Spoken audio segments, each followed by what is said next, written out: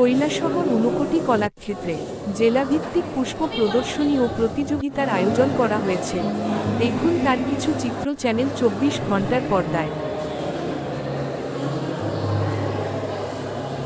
অমলেন্দু দাস মহোদয়, সভাধিপতি ঊনকোটি জেলা পরিষদ। এই পুষ্প প্রদর্শনী এবং প্রতিযোগিতা কৈলাসহরে আমরা করে থাকি।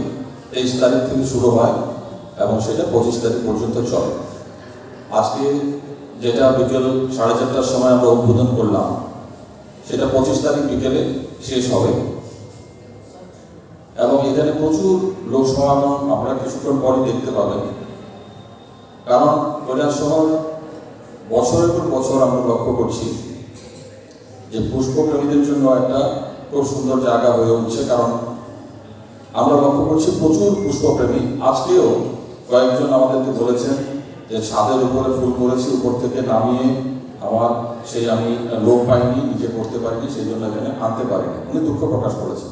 এরকম 2-3 জন আমার সঙ্গে সকালে কথা বলেছেন। আপনারা শুনে খুশি হবেন যে এই বছর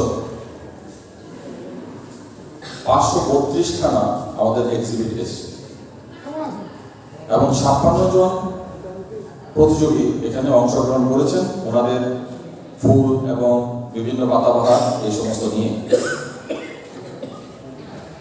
সেটা গত বছরের তুলনায় প্রায় ডাবল বলা চলে, দ্বিগুণ বলা চলে। গত বছর যারা অংশগ্রহণ করেছিলেন ওনাদের কয়েকজন এখানে আছেন, ওনারাও বলেছেন। এবং ফুলের যে কোয়ালিটি, একটা পুষ্প প্রতিযোগিতায় অংশগ্রহণ করতে গেলে এখানে আজকে এই অনুষ্ঠানের উদ্বোধক সম্মানীয় শ্রী অমলেন্দু দাস। আমার বলার কোনো ভাষা নেই। একটা গভর্নমেন্ট প্রোগ্রাম, আমাদের এটা নিয়ে ভাবতে হবে। এই জিনিসটা ভাবতে হবে বলছিলাম যে যেটা আমরা কম্পিটিশন বসে আমরা প্রতিযোগিতা রেখেছিলাম, ওরা আর্ট করেছে, চলে গেছে। ফুল নিয়ে যারা আসছে ওনারা বাইরে আছেন, ভিতরে আসছেন না। আমাদের এখানে ভাবতে হবে। হয়তো আগামী দিনগুলোতে আমরা আরো খোলা পরিসরে করব। গেল বছর থেকে এবার ফুল আর বেশি এসছে বা ফুলের চাহিদাও দিন দিন বাড়ছে। ফুল একটা বিজনেসের একটা বড় সেক্টর, আমরা এটা থেকে দূরে আছি। ও বলছিলেন বেল দুর্বা এগুলো নিয়ে শুরু হয়ে গেছে আগরতলা, ফুল টুল সব আমাদের কৈলাসহর এসছে। আগামী দিনে আরো পারবো, এটা অবশ্য খোলা আছে। কিন্তু আমরা কোথায় আছি? আমরা তো সেটাকে জানান দিতে পারছি না, অনুষ্ঠানটাকে সফল করতে পারছি না।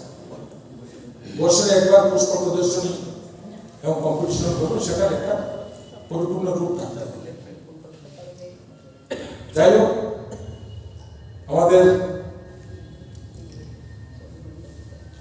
রাজ্যে এখনো আমরা প্লাস্টিক ফুল দিয়ে মঞ্চে উপস্থিত আছেন আজকে ঊনকোটি জেলার সভাপতি অমলেন্দু দাস মহোদয়, উপস্থিত আছেন আমাদের মহকুমা শাসক প্রদীপ সরকার মহোদয়, উপস্থিত আছেন আমাদের